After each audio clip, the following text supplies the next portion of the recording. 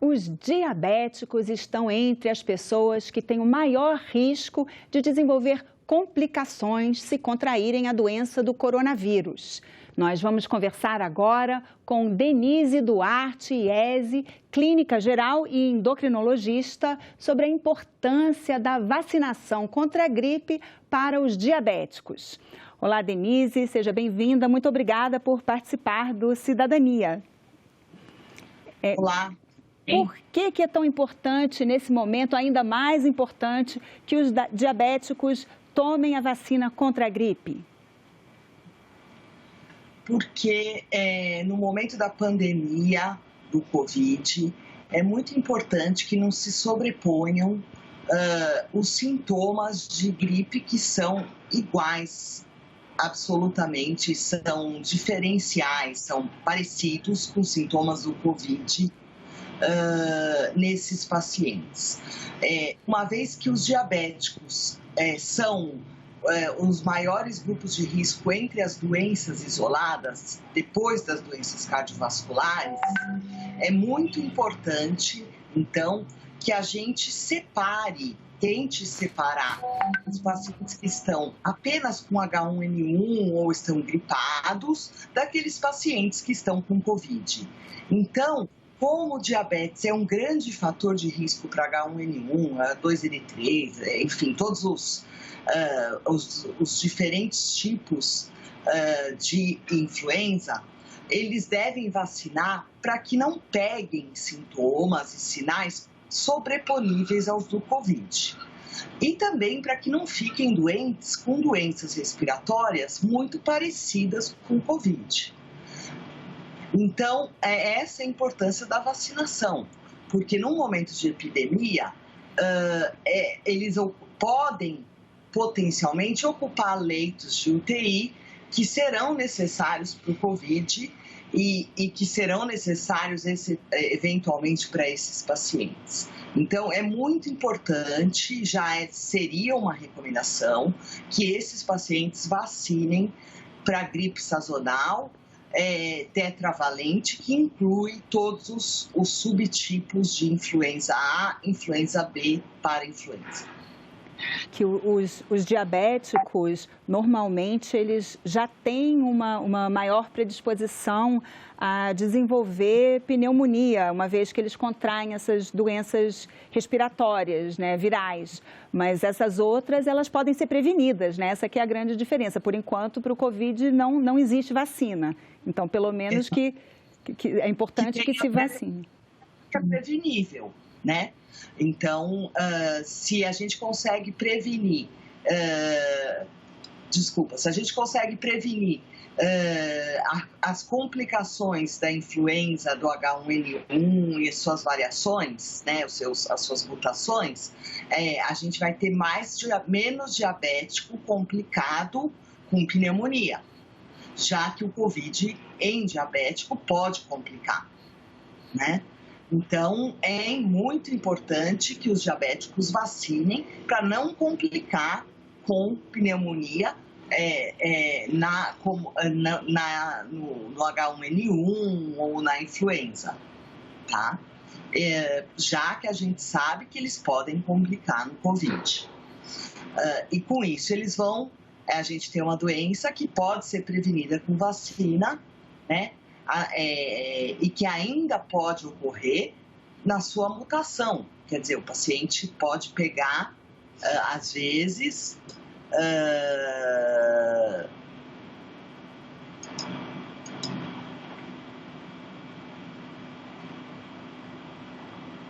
ele pode pegar, às vezes, porque ele pegou uma forma diferente do vírus mutada quando ele foi para um país que tem uma mutação. Mas se ele toma a vacina daquele ano, aquela vacina já abrigou as diversas mutações. Por isso que é importante tomar a vacina sazonal todo ano. Então, é importante falar isso. Se ele tomou o ano passado, ele deve tomar este ano, porque a vacina nova abriga as mutações do vírus. tá? Porque o vírus da gripe, da influenza, ele está sempre em mutação. Então, precisa sempre da última vacina para poder se proteger das últimas mutações. Isso, sempre, sempre. Por exemplo, tem pacientes que foram para os Estados Unidos à viagem e voltaram com H1N1. Por quê? E tomaram vacina no ano passado. Porque lá ele pegou um vírus que a vacina não cobria. Porque o vírus mutou e era de outro tipo. Porque ele tem uma alta capacidade de mutação, o vírus do H1N1, vírus da influenza. Então, ele mutou e essa vacina do ano passado, de 2019, não tinha essa mutação. Então, na vacina desse ano, nós já temos esse vírus mutado. Então, a nova vacina, ela abriga as diversas mutações que ocorreram ao longo do ano. Por isso é importante que se tome todo ano. Porque a gente junta as mutações. E os diabéticos, dentro do calendário de vacinação que começou com os idosos, quando que os diabéticos têm um momento específico que eles devem se vacinar? Sim, os idosos diabéticos, os diabéticos entraram no calendário de vacinação junto com os idosos, no mesmo grupo, tá? Os diabéticos tipo 1. Então, quando nós fazemos uma cartinha e eles podem receber a vacinação no mesmo tempo que os idosos.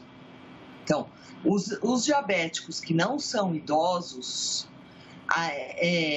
tendo a comprovação do diabetes, podem receber no mesmo tempo.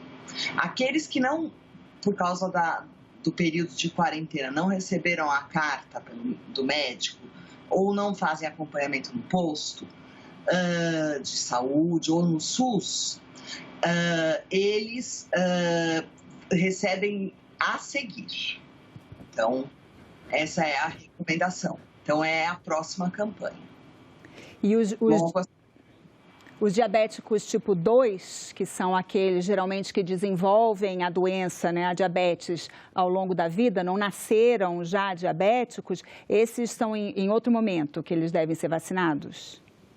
Não, então, os diabéticos tipo 2 são aqueles que desenvolvem diabetes, a maioria relacionada ao sobrepeso ou pelo menos gordura abdominal, tá? 90%. Esse é o chamado diabetes tipo 2. O diabetes tipo 1 também não nasce com a doença, só que a questão é a causa, que é uma causa autoimune, tá? Então, a maioria desenvolve entre 10 e 20 anos de idade, embora tenha uma grande parte que possa desenvolver depois. Tem uma parte boa. O que eu estou dizendo é o seguinte, boa parte dos diabetes tipo 2 estão entre os idosos, tá? Os que não estão, ou porque são diabetes tipo 1, ou porque tem diabetes tipo 2 precoce, o que é cada vez mais frequente por causa de obesidade, que a gente sabe que existe obesidade infantil, né? Esses pacientes, eles entram no calendário de vacinação ou eles têm uma comprovação médica e podem receber a vacina junto com os idosos, ou eles recebem a seguir dos idosos pelo calendário de vacinação do SUS, tá? Oficial. Eles podem sim receber com a comprovação médica junto com os idosos, porque o grupo de diabetes é um grupo muito de risco para desenvolver complicações, tanto da influenza, que você bem disse, de pneumonia e complicações respiratórias, septicemia relacionada à influenza, ao H1N1, como foi no surto de H1N1 que houve aí no passado, tá? Então, é importante, é uma recomendação que diabético seja um grupo especial de vacinação, independente do Covid. Com o Covid, nem se discute, porque ele é um grupo de risco para ambos, tá? E quando o diabético, como a senhora falou, né, também é idoso, que isso é comum, essa comorbidade, isso aumenta ainda mais o risco de desenvolver complicações? Aumenta ainda mais. Então, nas séries do mundo, você está se referindo ao H1N1, ao Covid ou a ambos? Ou ao sensu-lato? Ambos, ambas as coisas. Quando a pessoa tem os dois fatores. Sim. Então, vamos responder. Em relação ao Covid, tanto na literatura da China, como na literatura americana, como do Ministério da Saúde, idoso é um fator de risco absoluto para a complicação de Covid e a associação com diabetes aumentou, foi um fator de risco isolado para a mortalidade em 13% dos doentes, tá? No Brasil. Então, esses são os dados do Ministério da Saúde que saíram anteontem. Então, 13% é um cofator de mortalidade em 13% dos doentes. É bastante, tá? A idade isolada é muito mais.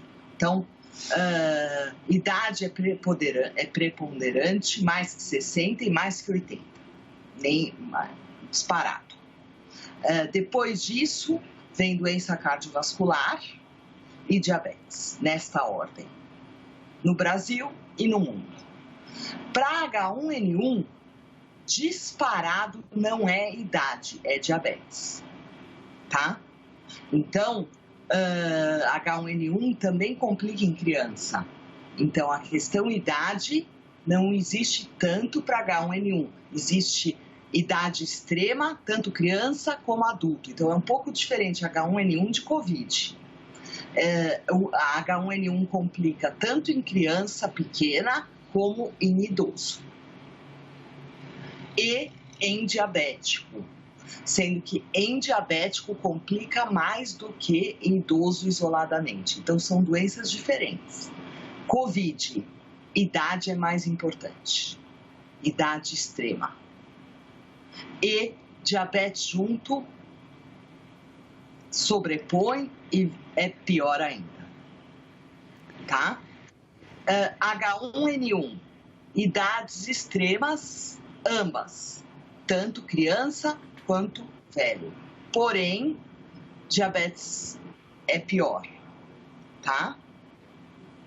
Então, em H1N1, diabetes é preponderante.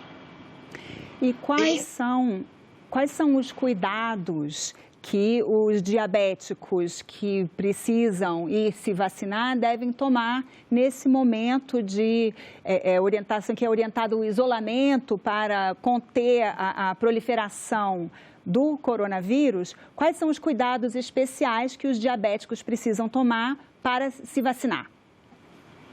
Bom, pergunta facinha essa, né?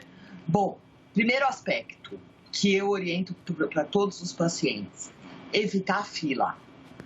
Então, é adequado que isso já está sendo muito preconizado nos postos de saúde e nos locais de vacinação. Evitar aglomeração para se vacinar. Então, os próprios postos estão distribuindo senhas e marcando horários para as pessoas. Então, as pessoas vão lá, pegam a senha e falam, a senhora vem em tal horário, ela vai lá e se vacina, que é muito mais racional do que ela ficar numa fila, se acotovelando. Isso é uma coisa básica, tá?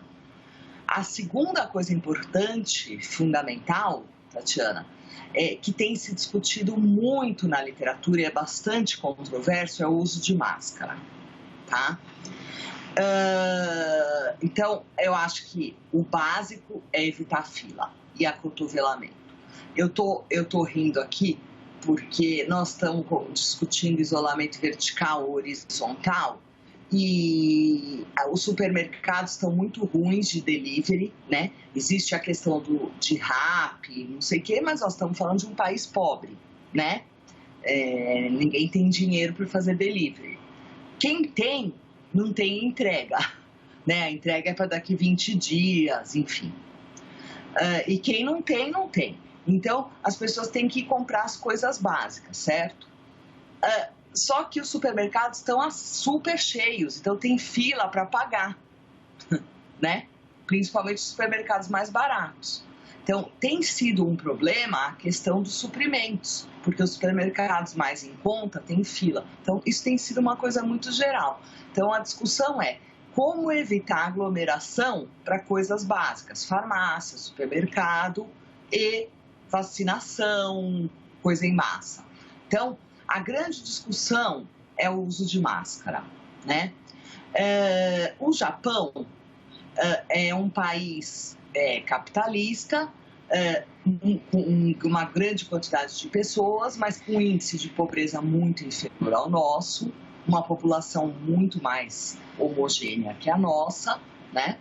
Mas o fato é que conseguiu conter a pandemia, né? Então eu estudei bastante como foi feito, porque lá não foi feito isolamento horizontal, quer dizer, não foi feito o isolamento de ter que ficar em casa, enfim, não parou a economia, que é uma grande discussão, e que o nosso presidente fala que não pode ter o isolamento horizontal como está sendo feito em São Paulo, por exemplo, cada um ficar na sua casa, né? Bom, por causa da parada da economia.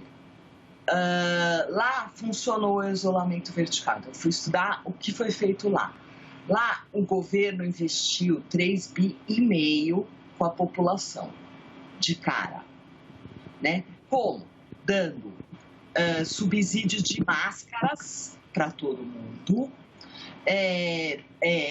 educação na questão do cumprimento, que já era uma coisa culturalmente aceita, de que ninguém ia se beijar, se abraçar. Então, o cumprimento passou a ser obrigatoriamente distante, né? Que já era uma coisa culturalmente aceita. Então, e uma parte das pessoas já usavam máscara no metrô, etc. Então, e passou-se a usar máscara sempre. E uma política nas empresas de afastar as pessoas do trabalho, de busca ativa de doentes através de medida de temperatura, e na porta da empresa tinha uma enfermeira que olhava sinais de gripe e media oxigenação e febre, tá? Então, essa foi a medida adotada no Japão. Então, o que eu estou querendo dizer com isso? Que o idoso, ao sair da sua casa, hoje, é uma opinião de consenso proposta pelo CDC, inclusive, ele deve sair de máscara. Isso é controverso. O CDC americano, né? O Centro de Controle de Doenças dos Estados Unidos. De doença dos Estados Unidos. Essa máscara não é a N95, que é aquela máscara usada em hospital, que é cara, que marca o rosto, que a gente usa. E que, inclusive, existe uma escassez, né? Então, não tem que concorrer com o pessoal, com os médicos, né? Eu, trabalhando no SUS como voluntária, não tenho N95. Tenho que usar máscara comum e rezar, tá certo? Então, nós não devemos usar N95 na rua, porque nós vamos deixar o profissional da saúde na mão, que é de alto risco, porque ele vai estar em contato direto com o cara que tem o Covid, né? Então, não podemos usar N95 para ir ao supermercado, porque vai faltar para o enfermeiro, para o técnico que está mexendo com a secreção do doente que tem Covid, né? No Brasil. Então, eu estou falando de máscara simples, máscara cirúrgica.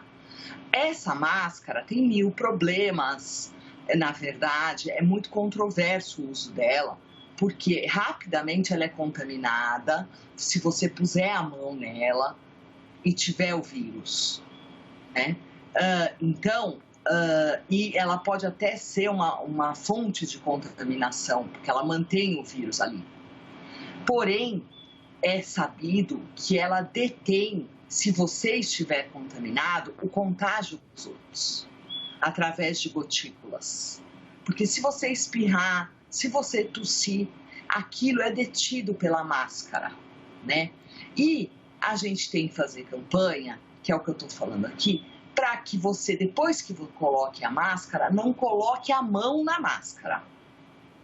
E antes de colocar a máscara, lave a mão ou passe álcool gel uma vez, colocar a máscara por trás, sem colocar a mão na frente da máscara, por trás, e nunca mais põe a mão na máscara enquanto estiver com ela. E estão sendo feitas máscaras laváveis, né? Com um material que o vírus não absorve, porque o vírus ele é capaz de absorver a superfície, fixar na superfície e ficar por algumas horas. Então, as indústrias estão fazendo e a iniciativa privada está comprando essas máscaras para poder doar à população, tá? Então, a ideia é que a gente possa distribuir essas máscaras para que os idosos possam sair, o grupo de risco, não só idoso, tá? Diabético, principalmente os mal controlados, que eu já vou falar o que é, pacientes hipertensos com doenças cardiovasculares, doenças pulmonares, que saiam com a máscara, porque eles vão estar protegidos pelo menos de gotículas. Mas aí o mais importante numa situação dessas é que não apenas quem é do grupo de risco use, né? Porque precisa a população toda usar para não transmitir para quem é do grupo de risco, não é isso? A gente sabe que 86% das pessoas que transmitem são assintomáticas. Isso é um trabalho que foi feito na China, com uma estatística matemática muito bonita e tal, e que mostra que o início da epidemia se deu por portadores assintomáticos. Então, é muito importante que todos usem para deixar de transmitir e que o grupo de risco use para se proteger um pouco das gotículas. Tá? E a senhora também mencionou um estudo da Sociedade de Imunologia, que seria interessante que os telespectadores conheçam a respeito dos pacientes diabéticos? Sim. A Sociedade de Imunologia lançou, o ano passado foi feito um consenso mundial de vacinação em adulto, que até então a gente não tinha, era uma bagunça.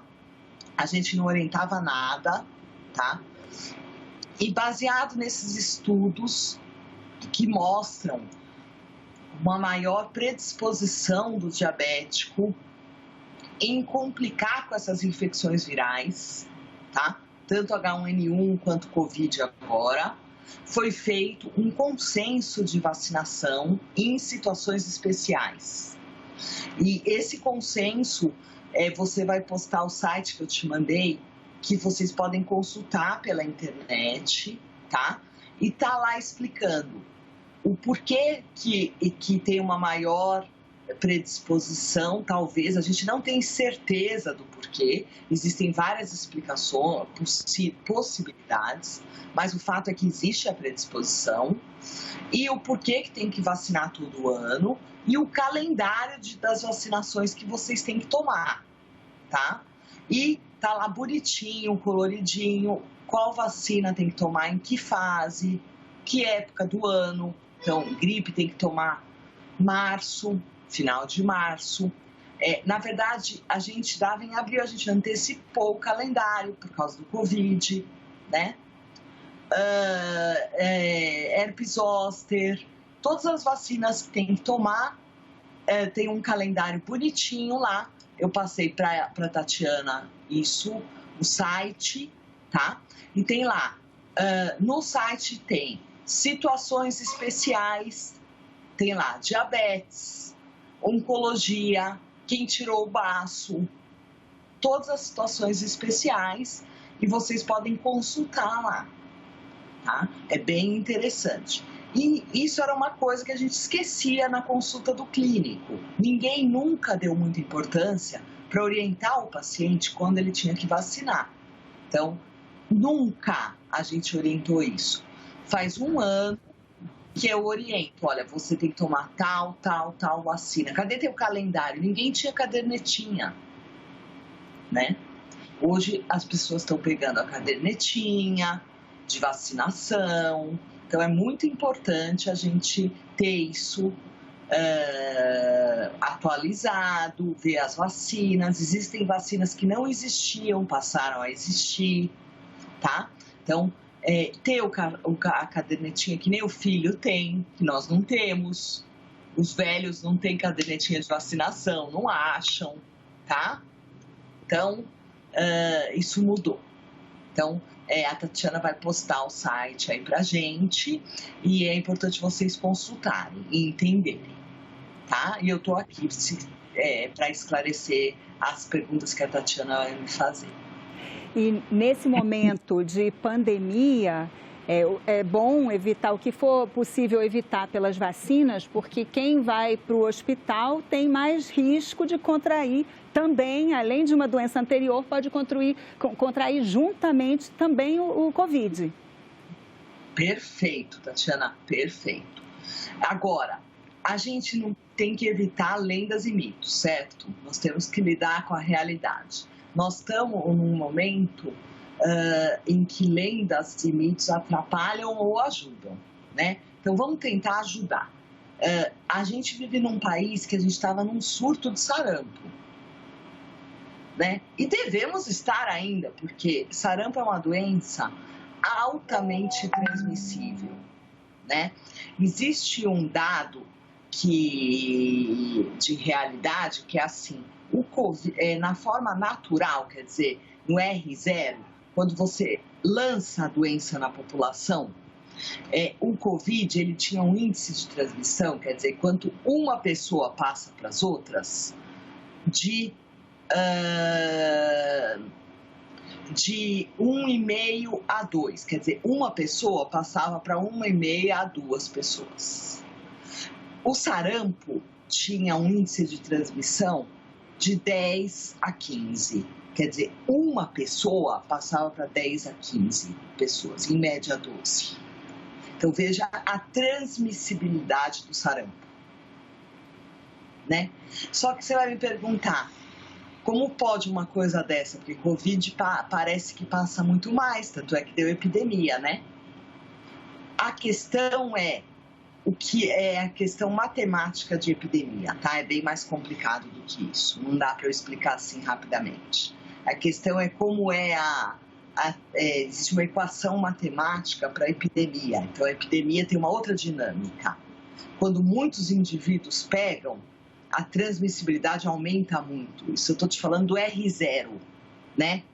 Quer dizer, quando um indivíduo só tem, né? Então, a questão da transmissibilidade não é tão simples assim.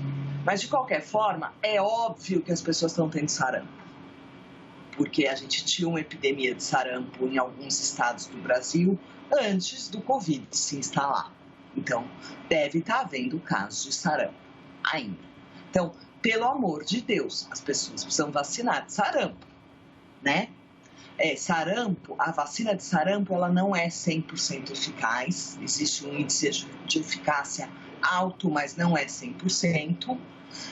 Tanto assim que eu tenho pacientes que tomaram a vacina totalmente e tem a sorologia negativa. Quer dizer, sorologia é aquele teste que você faz no sangue para ver se você está imune.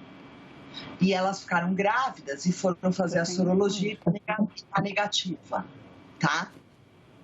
Então, a eficácia da vacina do sarampo não é 100%. Ela é próxima de, mas não é. Então, é muito importante que as pessoas entre 15 e 29 anos tomem um reforço da vacina de sarampo. Porque elas tomaram a vacina lá atrás, mas como ela não tem uma eficácia de 100%, quando tomam o reforço, a eficácia fica perto de 100%, você entendeu? Entendi. Doutora Denise, muito obrigada pela sua participação aqui no Cidadania.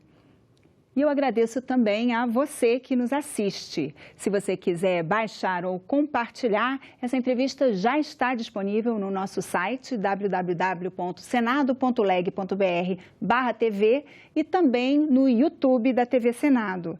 Se você quiser fazer algum comentário ou sugestão, ligue 0800 61 2211. A ligação é gratuita.